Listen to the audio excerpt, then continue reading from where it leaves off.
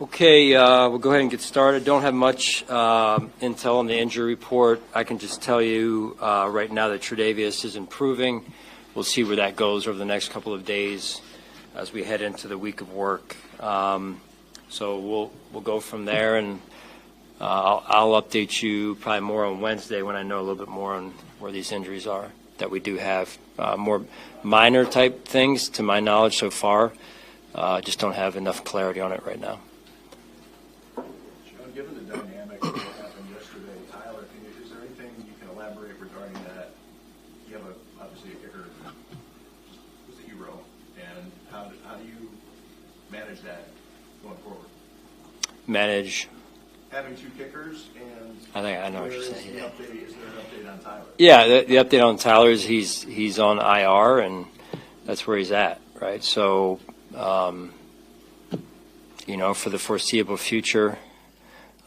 Prater's the guy, and I thought he did some good things. Obviously, the big kick at the end of the game there. So, we stay. Tyler's our guy. Tyler's one of our guys that we've had around here for a number of years, and he's done well. And we're going to help him get through this injury piece, and that's the medical staff's job as well as his job. And but we don't forget him, and it's important that we keep him going here and headed in the right direction. After watching the film today, what did you see that was really the difference from your run defense last night compared to especially that playoff game? You guys really did a pretty good job containing Henry for the most part. In the playoff game? Yeah. I mean, it's being in your gap, being where you're supposed to be. We've got some young guys out there that experience the importance of doing your job, and when you don't do your job, things tend to crumble around you. So, and it's not just young guys. It's there just wasn't enough overall consistency, I would say. I thought we played pretty good early in terms of that first series at times, especially the sequence that led to the third down where we got off the field, and then the last three drives of the game. In between that was too inconsistent. There were moments that where the standard was met, but there were other moments where it was clearly not met. On that front, what can you say about Ed Oliver and the impact he made throughout that game? It seemed not only in game but then capped by that forced fumble. Yeah, big game. Ed had a big game. You could feel his play out there, right? Whether it was the run game, the pass game, a couple good hits on the quarterback, a couple big plays in the run game behind the line of scrimmage, and then forcing the fumble. Really the entire team, he didn't quit. There was no quit in that team and in our team, and that's a good thing as we look to move forward. I know you've joked in the past about us asking him about his consistency. How much do you want to see more that this is the start of something? For Ed? Yeah, I mean, it's important, right? You want to continue to grow and improve and evolve, and he wants to continue to take his game to another level, and he's shown that he's worked and put himself in that position. Now it's the week in and week out intentionality that you take into every week, and you see what he can do when he could do when he's in that space. What did you see from Dorian Straw in his first outing in a big spot? Yeah, young player going out there, getting his first experience. There's like all of us, he wants some plays back, but I thought he really did some good things. I mean, the touchdown saving tackle on one of the long runs by Henry. You don't see a lot of corners finishing off that play, especially when it's one-on-one with Derrick Henry. So I thought I was impressed by that, how hard he played. Those are good first steps, that we can grow with and teach around. Sean, can you explain the rule, how it was explained to you maybe? There was a lot of confusion on the two-point conversion. What happened, what didn't happen? Could you explain with Keon being called out of bounds, coming back? There's a lot of confusion. People asking us, and I'm not clear on the rule either. Could you explain that? Well, yeah, I mean, and to be totally clear, I haven't gone through it inch by inch yet, but what came up on the field was quarterback in the pocket versus out of the pocket, and the call of being able to push a guy out of bounds versus not, right? So that's the call was made of illegal touching or whatever they called, and then I didn't have a replay, but upstairs had a replay, and at first we thought, hey, ICT, illegal contact with quarterback in the pocket, and then they thought maybe, our people in the press box thought maybe it was out of the pocket too. So I haven't gone back yet and been specific with that play yet. There was a lot going on, and that was a could have become a big play for us right there. Yeah. Sean, what can I know it's week one, a win like that do for this team moving forward? Yeah, it is week one, and again, like I said, you're looking for qualities that stand out. It is great to win. We don't take that for granted. What you're also is that lead to a successful, good, sound football team, and one of those things is winning a close game early in the year.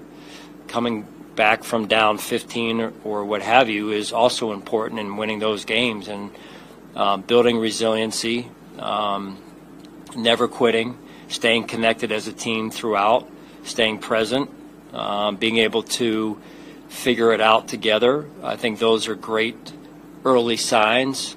We've got a lot of work to do at the same time, and it is one game. And so in this league, if you get too high on the horse, you will fall rather quickly. So we have to want our fans to enjoy it, and we're enjoying it, but we have to do our jobs and start to turn our attention to the Jets. You mentioned Joey Bosa talked about how after the game it was like, I guess I didn't realize what this culture was. So he was talking about, he was admitting that at some point he's like, all right, boys, let's try to put some good stuff on film from he's conditioned that way, and he was saying, I need to start thinking a little differently around here. With that culture, and you're obviously in it, so maybe he's seeing it a lot differently than you've experienced it as it's grown. When did you get to a point that we have the ball with a chance to win? We're going to win this game. The confidence and we have Josh Allen, we have the ball here. Yeah. When did I get there? Well, all right. So I guess us as media and as fans, so there's the cynicism that needs to get chipped off over the years. Maybe you felt like that in 2017. Man, we could probably take an hour and talk through this question, Tim. I think anytime you go somewhere and you're brought in for a reason, it's usually because there hasn't been enough winning, right? So you're going into a situation where there is maybe some of that, and you have to. That's one of the first steps in building the culture is when you're on the crux of winning, being able to win, and taking that's a real kind of seesaw moment, and being able to win and get over the here we go again, we found a way to lose type of mindset, type of result. And that's been big for us. I was very intentional about making sure we got past that as soon as we could. And with the players and staff that we had in 2017, we got through that somewhere early on or middle of the season, whenever it was. Maybe it was the I think Tre'Davious White interception against Kansas City when we had come off of losing 3 straight games and went out there and were able to win at the end of the game. And so it's moments like that I think puts you at least over that obstacle, that challenge, and the mindset starts to change, and the culture kind of speeds up a little bit as well. But that's real, and it's like an invisible obstacle that you got to get over. And we're in a good spot. With Josh, ball in his hands at the end of the game, what's the mindset there? You need a field goal to win. Josh Allen has the ball.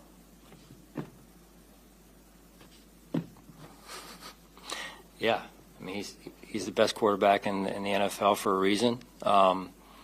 very comfortable. He is. We are, as a result, very comfortable in those situations. You know, I can't even tell you what time we took the ball, what was left. I just know no timeouts, and I looked up and I'm like, got enough, we're good.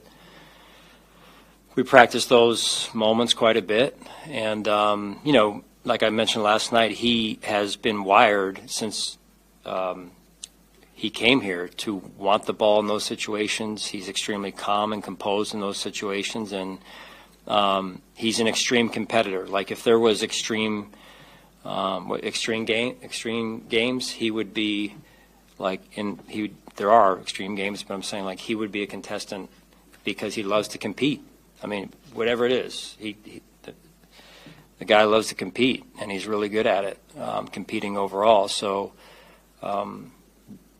we feel extremely comfortable in those moments, and it goes beyond Josh, though, right? From the practice, from the execution piece, and I think that's they go hand in hand. That calmness, sorry for you to interrupt. No. That calmness from Josh, do you feel like that's been there throughout his career, or is that something in these kind of situations that he's improved on in recent years? I think he came with a good amount of it. You know, when you're playing the way he did in college and performing the way he did, that kind of chip on your shoulder attitude, mindset works well in those situations. And maybe, and you'd have to ask him, but maybe what part has developed here has been maybe some more of the understanding the defenses you're going to see, understanding how the games could flow in those situations, and situational football. I mean, last night, Josh was tremendous when we got the ball into the lower red zone there, of just his awareness of what was going on and being able to slow the game down. And so our dialogue, my dialogue with him, and his dialogue with us on the sideline was phenomenal and high level.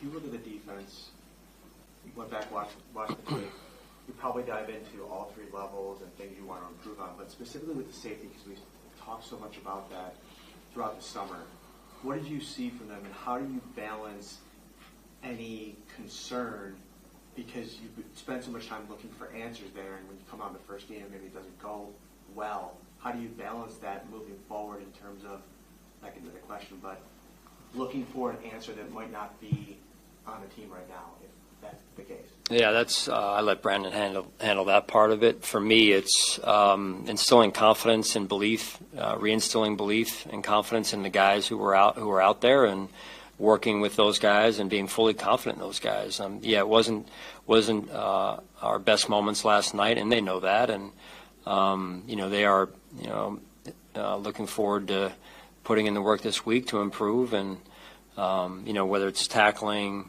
doing things better, and in all parts of the game, first down, second down, third down, so run and pass. So there's going to be some games like that. There's going to be some games like that for younger guys in particular, and you've got to stay committed to the process and your belief in yourself, and you know, eventually the cream will rise to the top, as they say.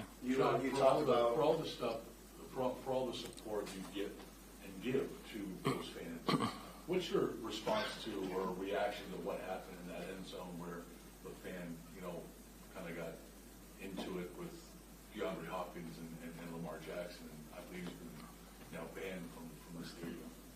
Say that again. What's your take on that? Yeah, I'm only aware that it went down. I don't know all the details, so it's really unfair for me to make any comment publicly about it. At the end of the day, we've got a great city and a great fan base, and like anything else, there needs to be mutual respect between those on the field and those off the field. You talked about Josh and the communication on the sidelines. Take us into the communication you're having with Taves and with Matt Prater, and because you know you're not going to have a timeout, you got to run kind of the fire drill sort, but you also have a little bit of time. Can you just kind of walk us through that whole sequence a little bit?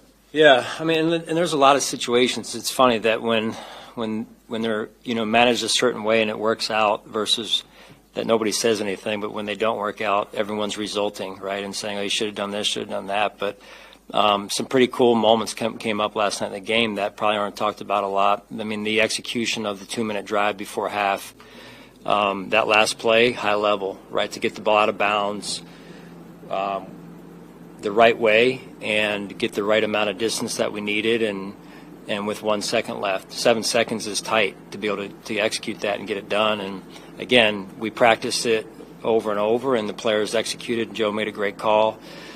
Josh made a great throw, protection, all that type of stuff. That's high level right there. So that could have been the play that decided the game if you just kind of roll it back and see what was the difference, scoring before half. The drive you're talking about, you're going down and you have no timeouts. So, one of the things that you have to do is get your field goal unit on without being able to stop the clock, potentially.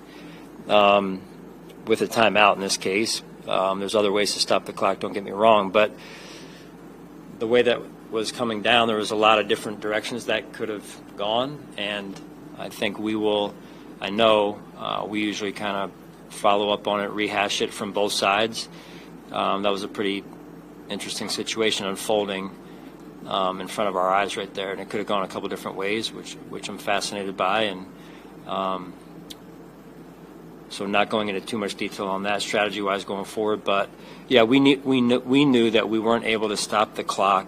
We wanted it to run. We wanted to drain them of their timeouts. When you have an elite quarterback on the other side, you don't want to give him the ball back. And so we wanted to drain the clock out, get them to burn their timeouts, which we did, and yet get the points on the board that we needed. So really for us, it's a certain time on the clock where we feel comfortable getting that exchange, where it's still comfortable for Matt to slow down and kick a good quality kick there. So I thought the players did a phenomenal job, and probably, again, things that aren't talked about. Matt's been talked about, and rightfully so, but Reed and Louise, Brad, thank you. I mean, all these new names, Reed and Brad, phenomenal job of, if you kick that thing with 7 seconds, there's still time on the clock we've got to kick it off, so they did a great job of getting that clock all the way down to right around 3, which is where we wanted to snap it so that there was no time left on the clock. So, it was well executed. Some things even on that play that we can improve on as well as we move forward. Do you have a routine that you go through every game when it comes to watching film? Do I have a routine? A routine, yeah, like this is the way I do it no matter what. And the reason I'm asking is did you watch the film last night differently, especially on defense? Because is there anything that drew you? I guess if you watch it the same way no matter what, my second question to you, which is... Go ahead. Do I watch the game differently? If you watch the film the same way after every game, then my next question doesn't matter. No, I do. I watch. Well, no, I don't watch it the same every game the same way. It's really how do I want to allocate my time and prioritize offense, defense, special teams, and I could tell you that today I started with the special teams and went through offense and then into the defensive side, and so that's just how I did it today. Usually, it changes week to week based on where I feel like I'm needed most. My assumption might be that 40 points, the way that maybe you wanted to look at that first, and I was going to ask what you wanted to really dissect. Well, there's a lot in there that I want to dissect, and that's, why don't you tell me about your whole day, Tim, also, and where you allocate your time. A pretty in-depth question. I love it. No, I mean, I knocked out the first two. I appreciate it. The first two, I wanted to get through. Felt pretty good, but I wanted to be able to spend the rest of the morning, with the defensive staff and get in there a little bit and roll up my sleeves a little bit there. So that's kind of how my morning went. I'll be happy to share with you tomorrow's schedule as well if you'd like. Trying to look for some insight here. Yeah, no, I get it. I love it. How much has Dory Blaze's development and what he's shown you guys since he starting experience last year, how much has that given you more confidence that you could use base as a change-up? When you're playing a team that uses heavy personnel or that's going to give you the looks that call for it. Yeah, it's good to be able to put a little bit of more size on the field from time to time.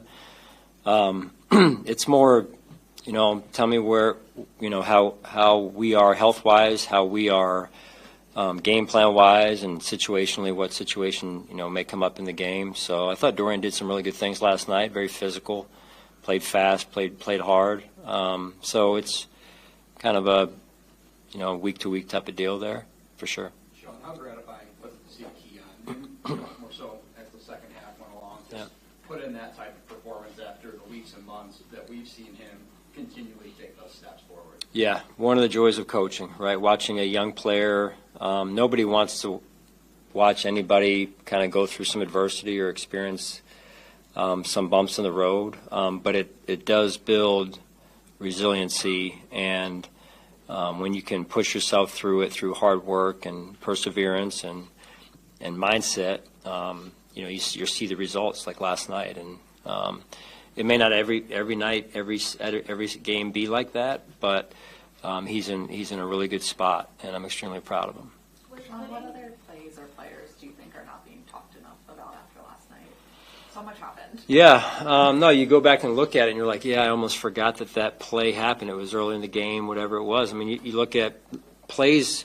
Every play in the NFL makes a difference. Again, people see the kick to win the game, but so many plays before that. The defense forces basically not 3 and outs, but almost 3 and outs at the end of the game, right? That don't get talked about, and they forced a field goal early in the game. Now, what happened in between those is what needs to get fixed, and where we need to grow, right? A lot of young guys there, right? So, but the field goal they forced early in the game, little things that show up. I mean, it's on both sides of the ball. You look at the kickoff that went short of the landing zone by them. Pre-snap, some of the pre-snap things that happened. Our first 3rd and 7, I think, there was a neutral zone infraction on their part. Gets us to 3rd and 2, changes the complexion of the 3rd down. We convert. I think we dumped it over to Ty, and he gets a big gain into the low red zone there. So those are the nuances of the game that are it changes the game, and they're huge. And you're wanting to see those things that we practice come to life early in the season, and so you're getting kind of when you're able to affirm those things that we're doing well, it helps the buy-in and I guess the validity of things that we're doing in terms of how we practice, what we practice. Some players are just like, hey, I just want to play football, and I get that, but there's a deeper element to the game of football of understanding the game in depth, and we as coaches get paid to do that, and then we try and educate the players on that, at least to a certain extent, so they can understand the situation. As I mentioned with Dalton, Josh hit Dalton before half, so it's and I should give credit to Mark Lubick and Dennis Locke. They do a great job in the press box. John Perry's up there as well from a replay standpoint and rule standpoint. So all those guys gave us great information and knowledge last night. While you're on that note, I know you touched on this a little bit last night. There's a real good debate that might be ever changing on what to do down 15, right? I mean, you could go now for the 2, as you did, or you could wait to make it a 1-score game by kicking the extra point. Is that kind of an ever-moving target for you? Maybe does a 40-point game matter versus maybe a 20-point game? You know what I mean? Like, how do you process thinking through that math with your staff throughout the season? Well, there are some of these kind of, hey, well, you could argue either way, right? And we have our core things, and we have some of these that are interesting analytics, right, or decisions. And, again, that's where I think these over here, definitely these are concrete. Everyone probably agrees too. These over here could be argued either way, mostly when they don't work out, right? So, but down 15 with X amount of time on the clock, one way or the other, there's a debate on what is the best approach.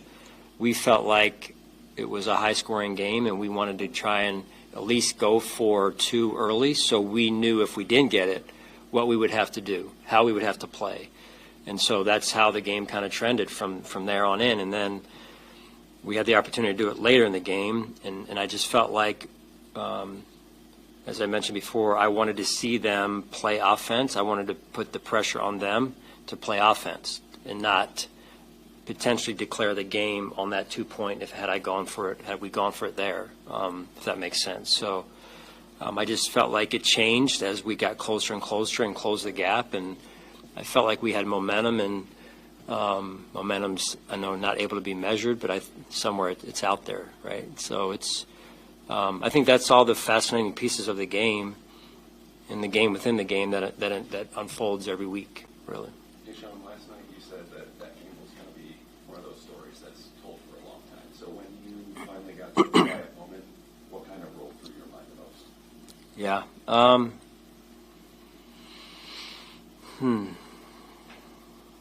I think what was interesting was how calm our team was through it all and how focused they stayed. The headsets, you guys don't get a chance to hear the headsets, but the headsets were buzzing consistently through the game from start to finish in a good way. Like you didn't know whether we were up or down in a healthy way. The players kept playing. They didn't quit.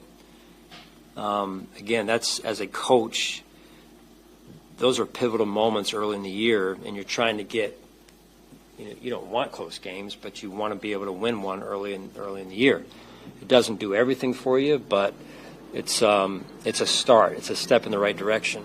I do feel like, the moments that you can experience as a coach, the moments that I've been blessed to experience here in this stadium with this organization, when they're playing Mr. Brightside, that stands out. That stood out to me last night, after the game, and you're seeing the players. You're seeing the faces of the players. These are grown men playing football that are unbelievable, that had an unbelievable amount of joy on their faces last night. It's just, you get reminders once in a while of why you do it, and I think that's pretty cool. Coach, you mentioned how calm the players were and how calm Josh Allen is in those big moments, but with like 1:30 left on the clock, no timeouts, and so much communication going on in your headset trying to plan for a touchdown or a game-winning field goal, how are you able to be so calm in those moments as well? Yeah, I think we do a really good job, Maddie, of rehearsing it. We're not perfect. Nobody is, but we try and be intentional about our planning. It's like going on a road trip, right? Getting out the old map, right, and trying to plan it out ahead of time. But also, hey, what if it doesn't go that way and it goes this way or the other way? And there's a lot of people that use the mental visualization things, and listen, as coaches, we're no different. We're performers as well, and you want to be able to execute in those moments and execute well, and I think that's a big piece of it as well.